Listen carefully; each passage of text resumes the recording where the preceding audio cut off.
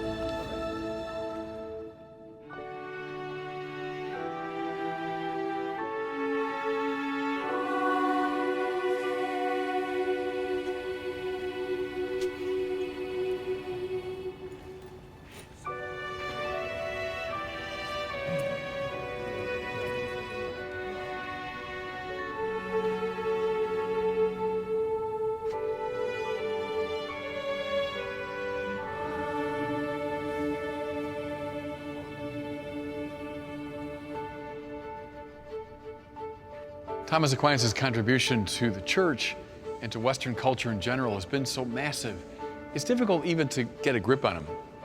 He was philosopher, scientist, biblical commentator, theologian, mystic, and above all, a saint.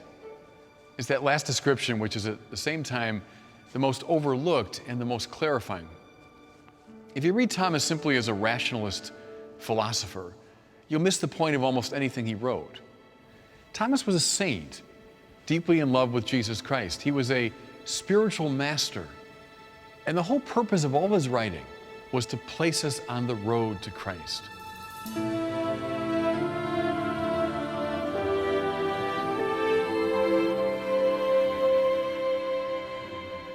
Toward the end of his life, Thomas Aquinas was stationed in Naples. In fact, I'm standing right now in the cell that he occupied at the Friary of San Domenico Maggiore. During those years, Thomas was working on the last part of the Summa Theologiae, his theological masterpiece. One of the texts in that last part dealt with the Eucharist, and Thomas had a very special devotion to that sacrament. It's moving to me to think that in this very place he was thinking through and writing that text. When he finished, he wasn't entirely satisfied, and he placed the text at the foot of the cross, as though asking for approbation. And a voice came from the cross. Thomas, you've written well of the sacrament of my body. What would you have as a reward? And his splendid reply was, Nil nisi te. I'll have nothing except you.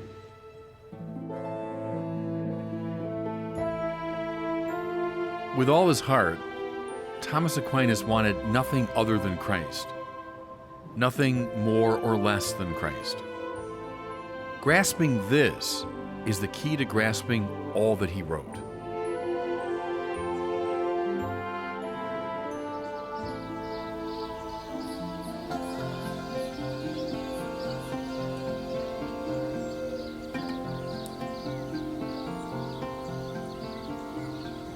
Thomas Aquinas was born in 1225 in the family castle of Roccasecca near the town of Aquino, situated about midway between Rome and Naples.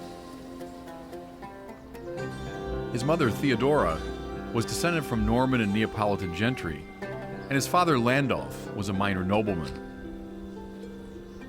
Thomas's family was caught up in the confusing and shifting politics of the day, which pitted the Pope against the Holy Roman Emperor.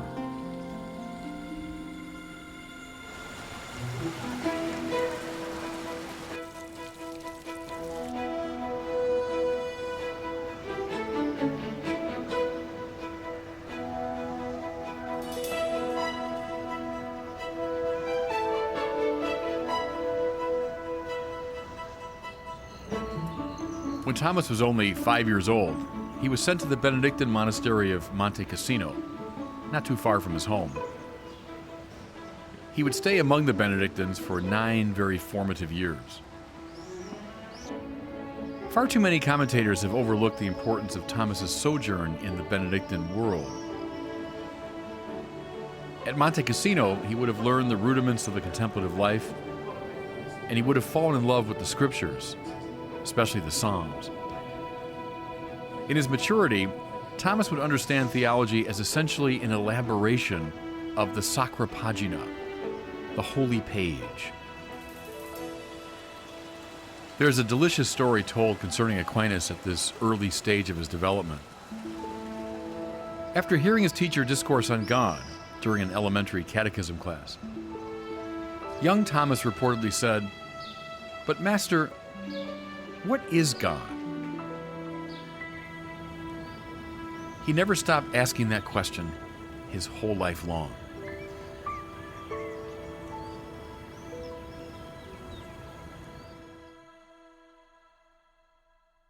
I'm a seminary rector, so I deal with people applying to the seminary all the time. And it's not true in every case, but in a lot of cases, you have these young men that say, yeah, when I was 4, 5, 6, I wanted to be a priest. It was already in my heart, in my mind. So that's not all that unusual. Something else I'd say is, how many swimmers start at 5 or 6? How many skaters start at 5 or 6? How many divers? I started diving when I was 5. And we don't think we're imposing on them or we're violating their autonomy. They perceive some excellence. In that case, some, sports excellence. And by God, they want to get at it because they want to be the best in the world at it. So what's so wrong with saying, I perceive this excellence of friendship with God and I want to get at it right away? It might be our prejudice against religion. There's something psychologically problematic about that. But we don't think it's psychologically problematic to throw a kid into a swimming pool when he's 5 years old and get him up at 5:30 in the morning and get him going in his practice. So I don't know. I think this is more of a prejudice on our part.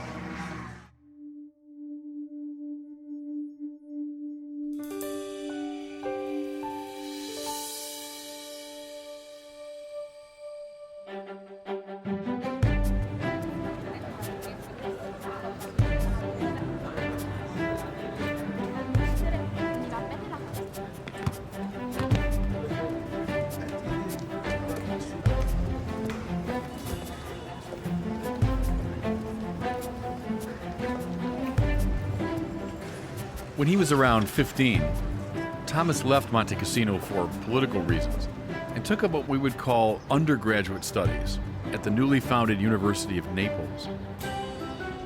While in Naples, the teenager became a double radical. Under the influence of his professor, Peter of Ireland, Thomas became a devotee of the Greek philosopher Aristotle, whose writings have been condemned by a number of popes. Though some of his texts were known in the Christian West, the bulk of Aristotle's corpus, including his treatises on God and metaphysics and the nature of the soul, were just coming into circulation at this time. Many serious Christians felt that Aristotle's view represented a threat to Catholic orthodoxy. But others felt otherwise, including Peter of Ireland, who taught here at the University of Naples. They felt Aristotle represented a breath of fresh air, a new approach to religious questions, more grounded in this worldly reality. In a word, Aristotelianism was an exciting, even dangerous movement in mid-13th century Christendom, and Thomas Aquinas would become one of its most enthusiastic adepts. But the Aristotelian radical became even more countercultural when he embraced the other great revolution of his time, the mendicant movement. While he was still a university student in Naples, Thomas took the habit of the preaching friars of St. Dominic. Like his contemporary Francis of Assisi, Domingo de Guzman felt that Christianity needed to be revitalized through a return to the radicality and simplicity of the gospel message. And so he gathered round himself a band of brothers dedicated to lives of preaching, poverty, and radical trust in God. For some, the presence of Franciscans and Dominicans was a sign of renewal in the church. But for many others, it was a scandal.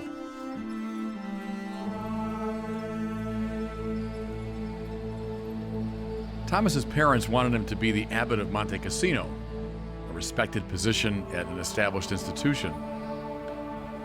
The last thing in the world they wanted, or expected, was that he would join this strange and upstart group of beggars. So, on his way to Paris to begin his Dominican formation, Thomas was waylaid by his own brothers, who had been sent by their mother to stop him. Though they tried to tear his Dominican habit from his back, the young Aquinas clung to it desperately until they stopped. They then locked him away in a family castle in the hopes of dissuading him. It only caused his resolution to deepen. During this time of seclusion, he studied the Bible intensely, memorizing large portions of it. According to a famous legend, his brothers introduced a comely prostitute into Thomas's chambers, hoping to coax him from his celibate commitment. The young Dominican chased the girl from the room, shouting and brandishing a torch. Eventually, his family relented and allowed him to go his way. Thomas traveled with his Dominican companions to the intellectual capital of the Christian world at that time.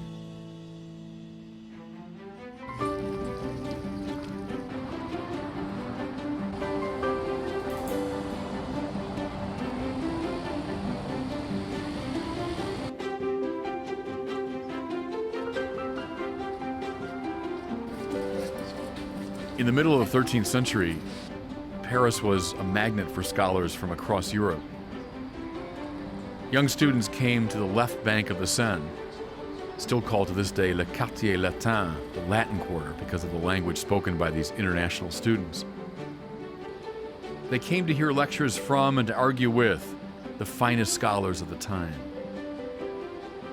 The Paris style of theologizing, brash, skeptical, public, even a tad irreverent, represented a departure from the more conservative monastic approach. When Thomas Aquinas arrived here in the new Athens of Paris in 1245, he found his intellectual home. He also found the most important of his mentors, the Dominican scientist and philosopher who, even in his own lifetime, was referred to as Albertus Magnus, Albert the Great. Under Albert's tutelage, Thomas continued his underground study of Aristotle.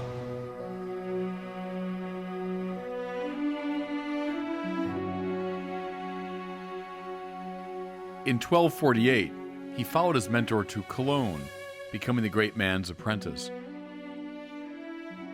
While a student there, Thomas, taciturn, self-effacing, and by no means slender, was given the nickname the Dumb Ox of Sicily. When Albert heard of this, he remarked, "I assure you that the bellowing of that ox will one day fill the world." Thomas Aquinas was ordained a priest in Cologne, in a predecessor church to the great Cologne Cathedral.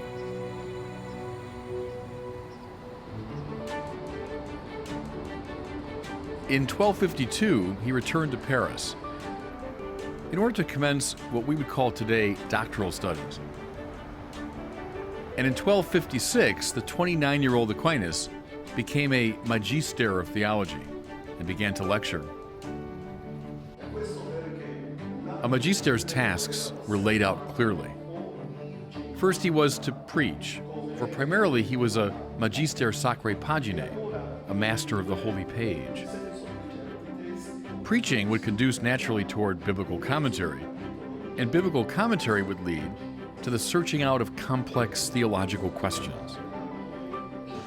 These questions, the medievals called them questiones disputate, were not entertained abstractly or simply in the pages of books. They were addressed in the context of very lively public debates. A master such as Thomas Aquinas would announce an upcoming disputatio, and then students and faculty and interested outsiders would gather. The initial part of the discussion was led by a baccalaureus. We call him today a doctoral student. He'd entertain questions, objections, arguments from the floor and respond as best he could. All this time, the magister, the master, was present, but he remained silent. The next day, the same audience would gather, and this time the magister would give his literally magisterial resolution of the question. Then he would respond to what he took to be the best objections from the previous day.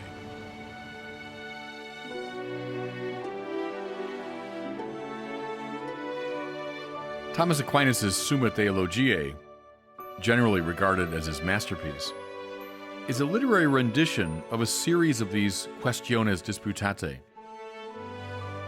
A typical article in the Summa begins with a statement of the issue, like the summoning of the quaestio disputata. That is followed by a series of objections, like the comments and questions from the floor, and that is followed by the magisterial resolution of the matter, and finally by an answer to the objections. It is so important to remember the lively background for Thomas's texts as we make our way through them.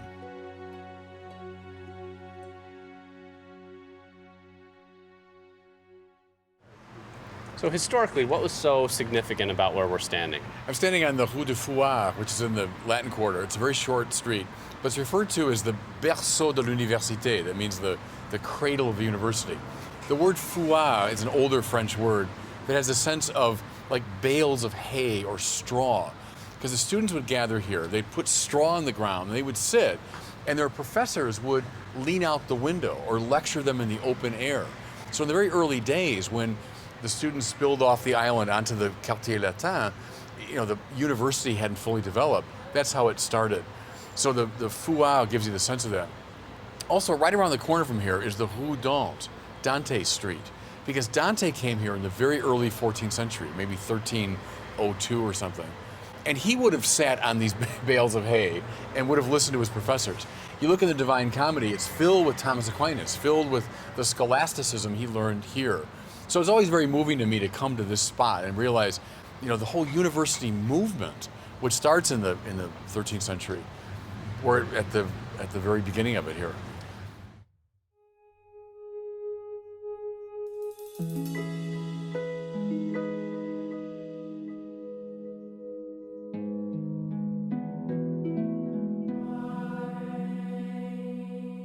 Aquinas' literary career lasted only about 25 years, but his productivity was nothing short of staggering. His collected works fill 50 double-columned folio volumes. Thomas was obviously a genius, but he was also a man of extraordinary order and discipline. His day began with 2 masses, one that he celebrated and a second at which he assisted. And it continued almost without interruption as a cycle of reading, teaching, and writing. It is said that he dictated different works to as many as 3 secretaries at once, turning from one to the other. He would take a brief nap in the middle of the day and would frequently dictate arguments in his sleep. He was famously absent-minded. They say that a brother Dominican was assigned to sit next to him at meals to make sure he didn't put anything inedible in his mouth. One of the best-known anecdotes about Thomas Aquinas concerns a dinner he attended at the table of King Louis IX of France, St. Louis. In the midst of a raucous conversation, Thomas sat in abstracted silence, as usual, lost in thought. And then suddenly he brought his meaty fist down on the table, shook all the cups and plates, disturbed all the diners around him. And he said, "That will settle the Manichees." He just formulated an argument against the dualist heresy of Manichaeism. But one of his Dominican brothers turned to him and said rather sternly, "Don't you realize you're at the king's table?" But the saintly king, far more concerned with truth than decorum, said, "No, send a scribe immediately and take down the friar's argument, lest he forget it."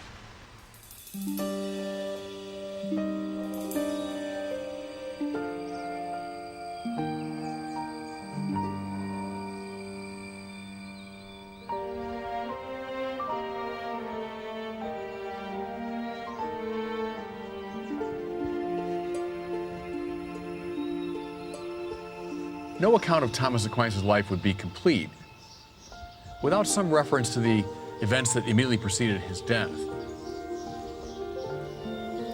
When he was in Naples, December the 6th, 1273, the feast of St. Nicholas, Thomas was saying Mass in the presence of his friend Reginald. And something extraordinary happened during that Mass.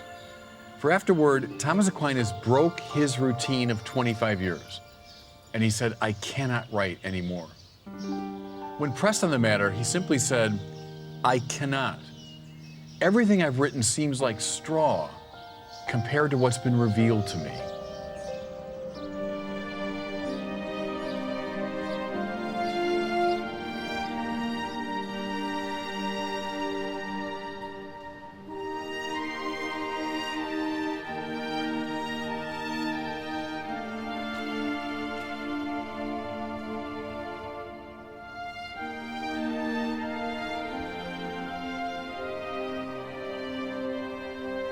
After filling thousands of pages with words, the great master abruptly fell silent. What happened to Thomas Aquinas? There's some evidence of a physical dimension to the experience. He took to his bed soon after, and when his sister saw him, she described him as stupefactus, dazed or out of his senses. That doesn't begin to explain it. Thomas saw something.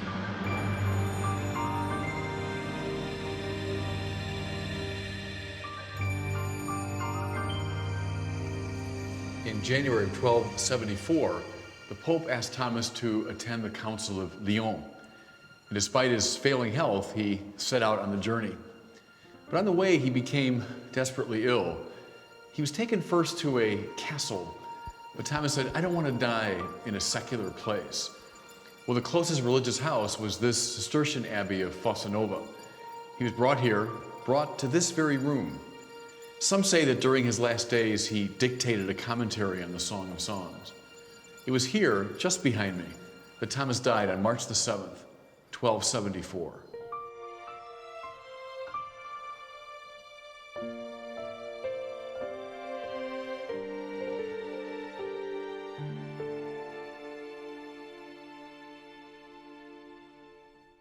Sometimes I think God does speak in a much more direct, unambiguous way. You see it in great biblical figures, you see it throughout the history of the church, and yes, in people like Catherine of Siena and Thomas Aquinas. Now, how do you determine the difference between that experience and let's say someone who's just schizophrenic or just crazy and they're hearing voices? Then you've got to look at the totality of a person's life. Was Thomas Aquinas a deeply troubled, strange, anxiety-filled, problematic figure? No, he was by all accounts a very integrated, centered, balanced person. And so you look at the totality of the life and say, well, I don't think this is schizophrenia or some mental illness. I think this guy is witnessing to a real experience that he had. So I think the voice of God issue, you can read it a lot of ways, more generically, more symbolically and metaphorically, and in some cases very directly. There was a study done some years ago, and the conclusion of it was, America is a nation of mystics. And the author meant, you scratch the surface of most people's lives, you'll find lots of reports of this kind of strange, mystical encounter with higher powers. So we can say, oh, the person's nuts, but an awful lot of people have had these extraordinary experiences. So I think that's probably the right way to contextualize it.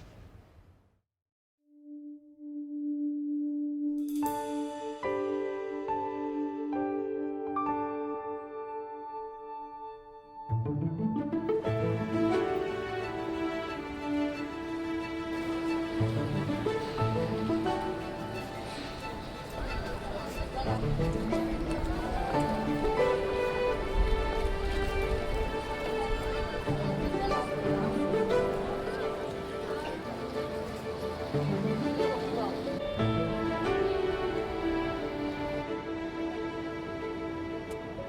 recall the question raised by the very young Thomas Aquinas.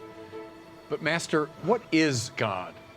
I think it's fair to say the answering of that question became the principal obsession of Thomas's life. A curious feature of his doctrine of God is how agnostic it is. Thomas is much more likely to tell you what God is not than what God is.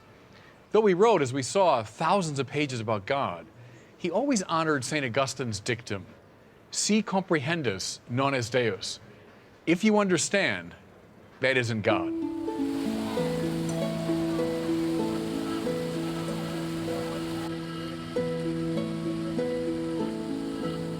The great temptation is to turn God into a supreme version of a creature, to think of him as one being, however exalted among many. Thomas clarifies that God is not a being. He's not in any genus, even that most generic of genera, namely existence. Rather, God is, in Thomas's pithy Latin phrase, ipsum esse subsistens, the sheer act of to be itself.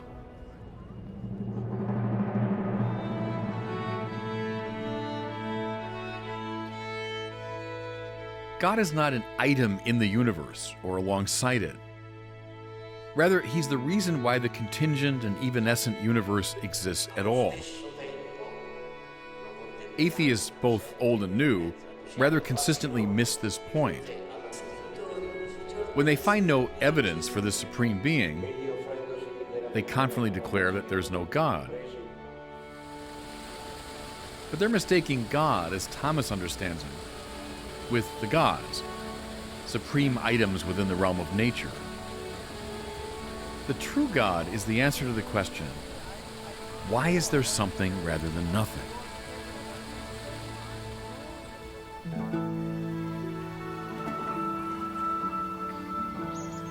Thomas sums this up by applying to God a term that belongs properly to God alone, namely simplicity. Now, we tend to construe this term in precisely the wrong way, thinking it means something elementary or undeveloped. What Thomas means is that God is the sheer act of being itself, not this or that type of thing. Being without restriction and without limitation. In creatures, there's a distinction between what Thomas calls essence, what it is, and existence, that it is. So, for example, I'm a being, but I'm a human being, a being of a very particular type. This camera into which I'm gazing right now is a being of a very definite technological type. The trees around me are beings of a botanical type. But none of this obtains in regard to God. There is in God no distinction between essence and existence. To be God is to be to be. Do you see how this is just a more philosophically precise reformulation of the great answer that God gave to Moses when the patriarch asked, "What's your name?" And God said, "I am who I am." As the simple reality, God is that whose being is unconditioned, unrestricted, unlimited. This is why Thomas speaks of God as infinite, without borders. It's also why he's described as immaterial. It's not as though God is less than material. Rather, his being transcends the limits inherent in a material manner of existence. This is also why God is referred to as eternal. Time conditions material things, but God stands outside of time. Thomas also speaks of God as immutable or unchangeable. This has nothing to do with impassivity in the psychological sense. It means that God cannot improve or move from an inferior to a superior state. Instead, he's utterly perfect and fulfilled in his manner of being. Perhaps you've noticed by now that this procedure is largely negative. Thomas telling us what God is not rather than what God is. What does it mean to be immaterial, eternal, infinite, immutable? Well, we really don't know, for nothing in our ordinary experience is like that. Nevertheless, real spiritual insights can be gleaned from these reflections. To say that God is immutable is to say that He's reliable. He doesn't pass in and out of emotional states. He doesn't fall in and out of love with the world that He's made. To say that He's eternal is to say that He's not stuck in any particular moment of time, and therefore is present to all moments of time. To say that God is immaterial is to say He's not restricted to any one place, but can therefore be present to all places.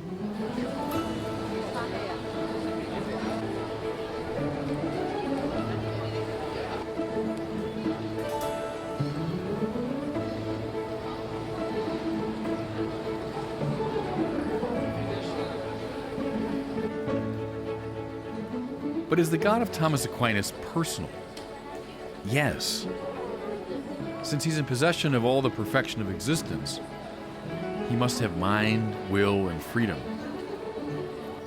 God knows and loves Himself first, and then knows and loves all that participates in His being.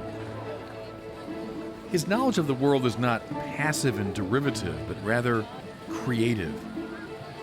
Things exist because God knows them into being. This is why the 139th Psalm is right. Lord, you search me and you know me. You know when I sit and stand. You understand my thoughts from afar. My travels and my rest you mark. With all my ways you are familiar. God's love follows from His knowing.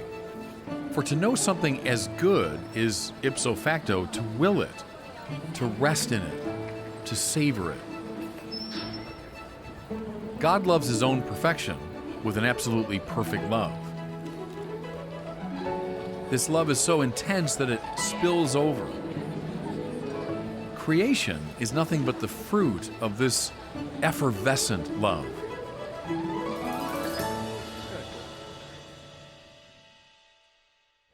I talked a lot about Thomas's view of God as not a thing in the world, not a thing at all, not a being at all, but being itself.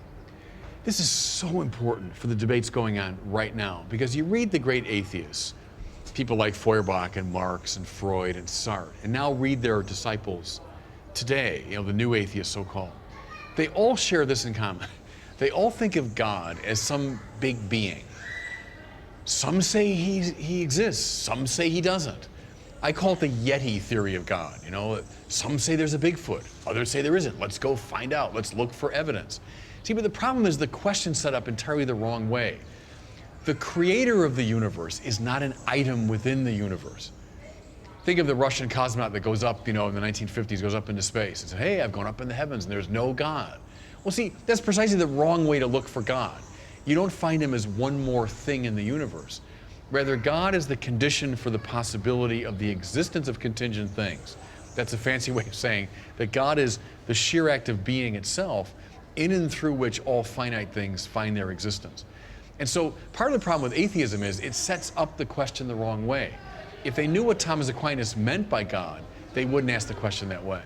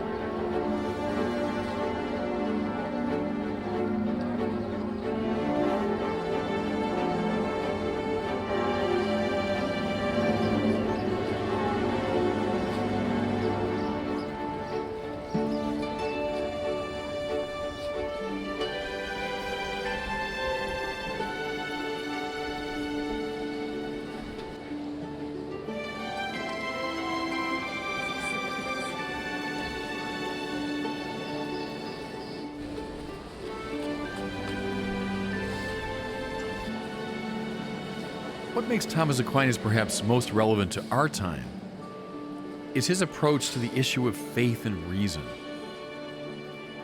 For many rationalists today, faith is simply credulity or superstition or gullibility, believing things on the basis of no evidence. It would certainly be anachronistic to say that Enlightenment-style rationalism was in vogue in the 13th century.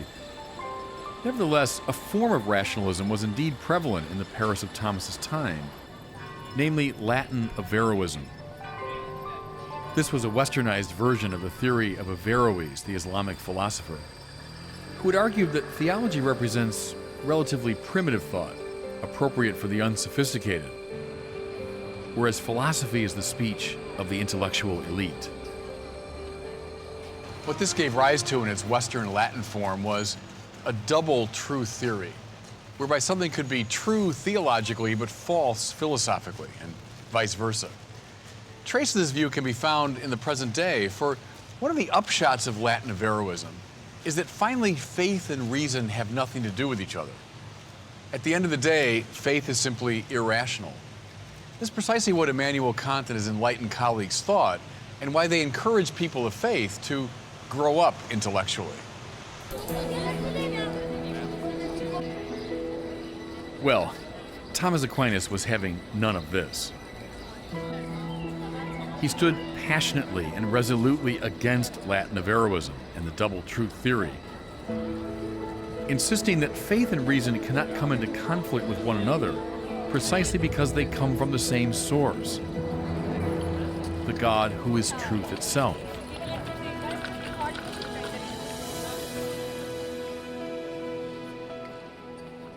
For Thomas, faith is not below reason, not infra-rational. Rather, it stands above reason, supra-rational. It is not opposed to reason, but goes beyond it. Its darkness comes not from an insufficiency of light, but from an excess of light. But this means that reason can explore the faith with complete freedom. There's no sacrificium intellectus, no sacrifice of the mind involved in authentic religious faith.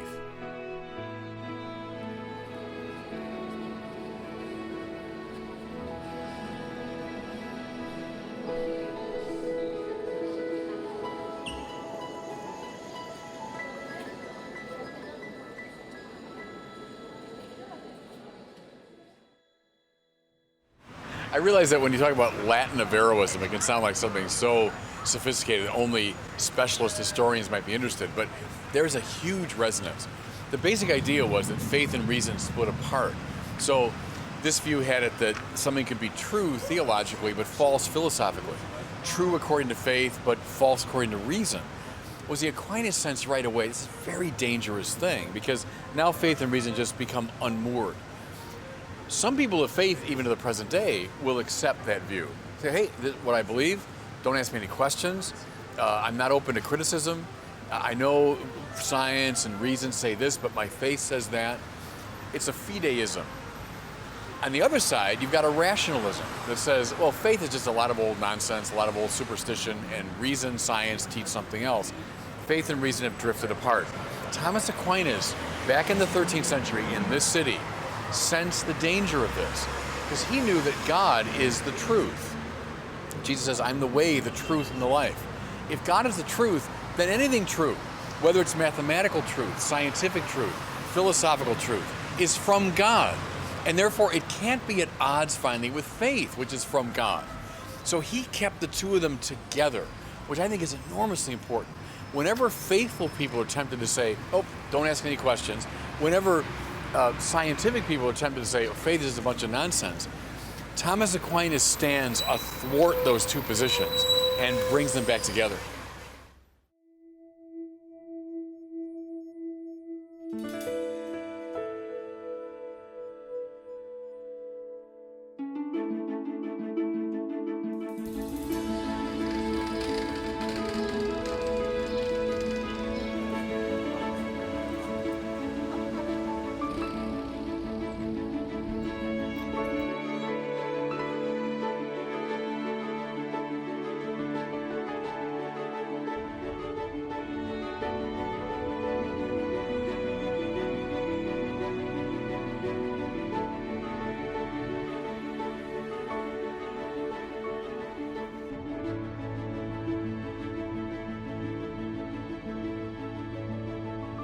One of the most signal contributions of Thomas Aquinas was in the area of theological anthropology, to give it its technical description.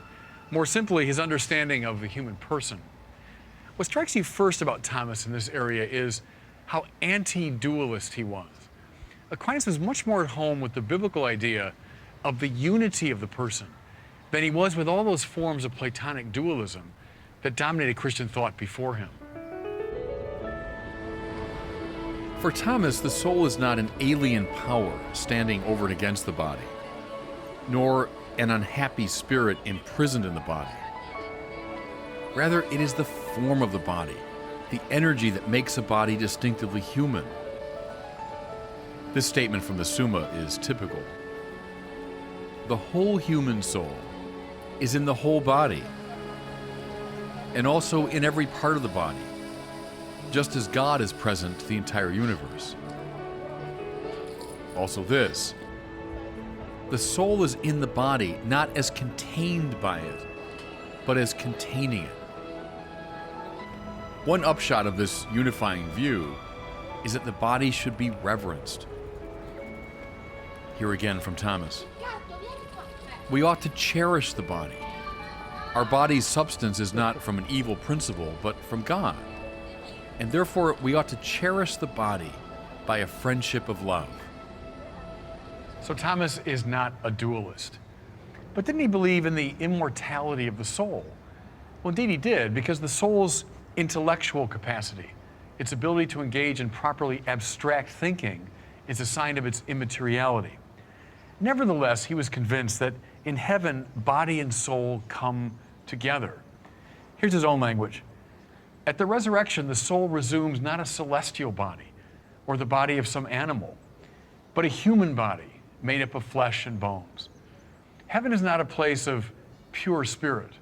It's an embodied place, because no human soul would ever be perfectly happy apart from a human body.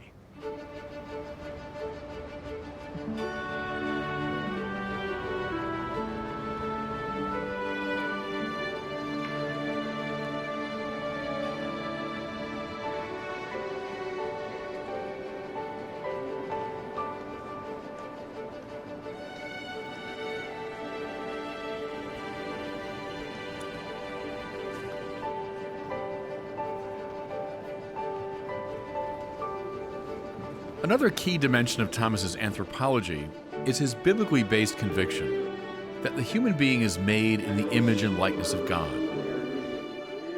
This has nothing to do with physical resemblance, for God is not material. It has to do with the curiously infinite capacity of the mind and the will. The mind is never satisfied by any of the particular truths of the sciences or philosophy. It wants to know the truth itself.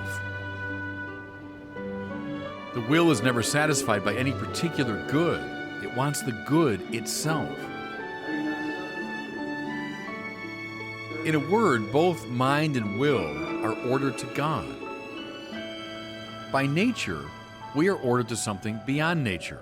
And from this paradox flows much of the drama and poetry of the human condition. The human being is made for ecstasy, for the journey into God.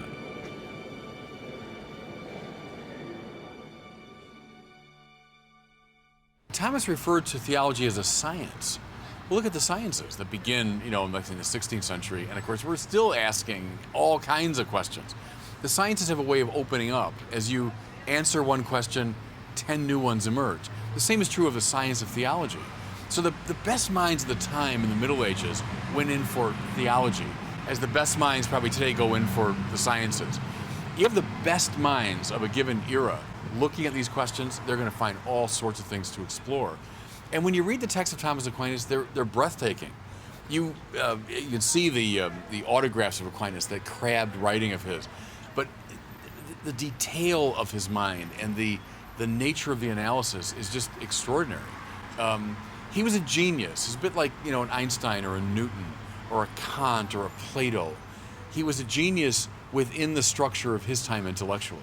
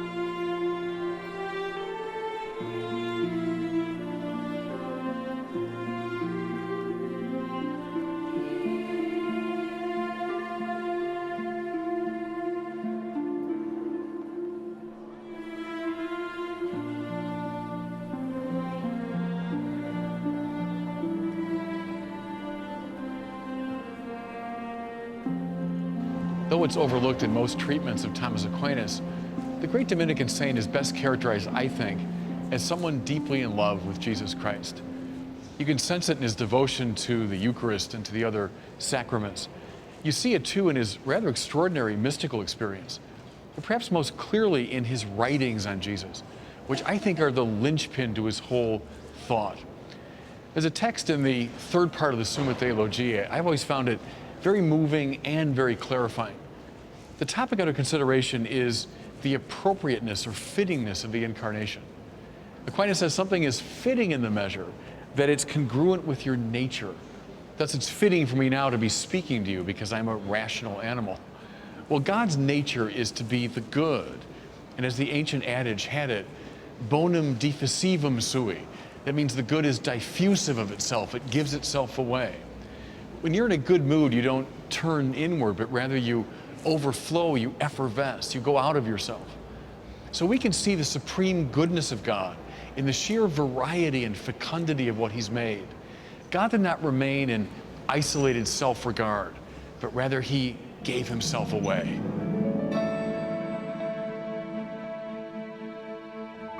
But if God is the absolutely highest good, then it would follow, it would be conveniens or fitting, that God would give himself in the fullest possible manner.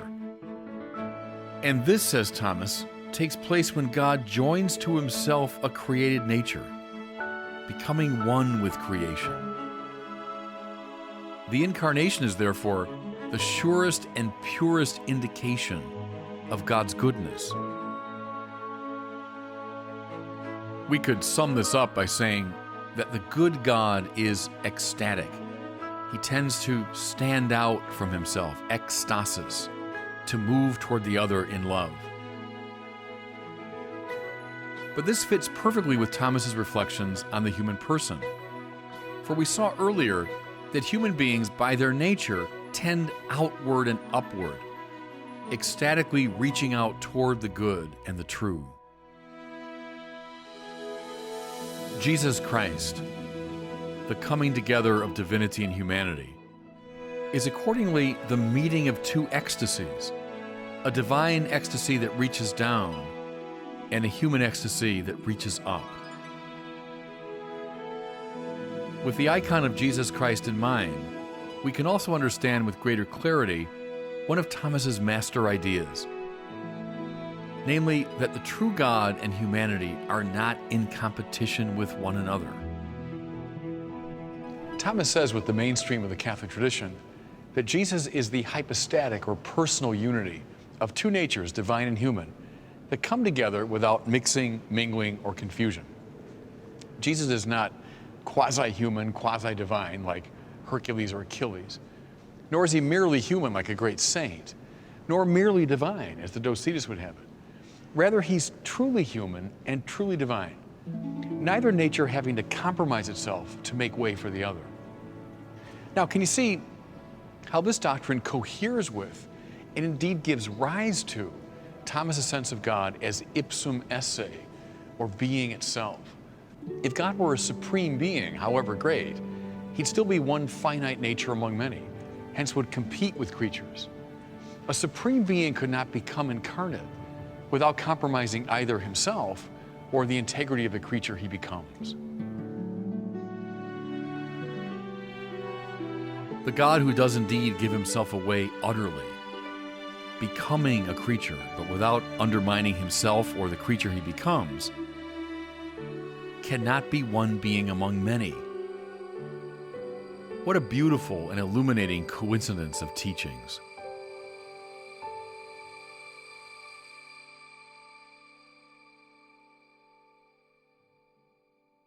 You know, Thomas's status as a thinker is kind of a complicated issue. Go back to the early 20th century, Bertrand Russell, the great philosopher, writes a history of philosophy.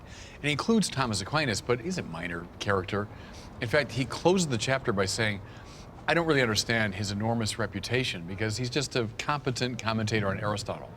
That would be a very reductive, modern dismissal of Thomas Aquinas. At the same time, you've got some on the Catholic side that would probably so elevate Thomas as a philosopher. My point is this. He was indeed a philosopher, even a great one, but he's best read as a theologian. Above all, he wanted to use philosophy in service of a higher end, always to move people to Christ. So he's a complicated intellectual figure that way. You can isolate some of his writings and say, well, there's his philosophical work, and read it simply that way. But I think that violates his own spirit. I would rank Thomas Aquinas as one of the 4 or 5 greatest thinkers in the Western tradition. And that includes Plato, Aristotle, Kant, and some of the very best. But it's a complicated thing because he's both philosopher and theologian. But the very best way to read him is philosopher in service of theology.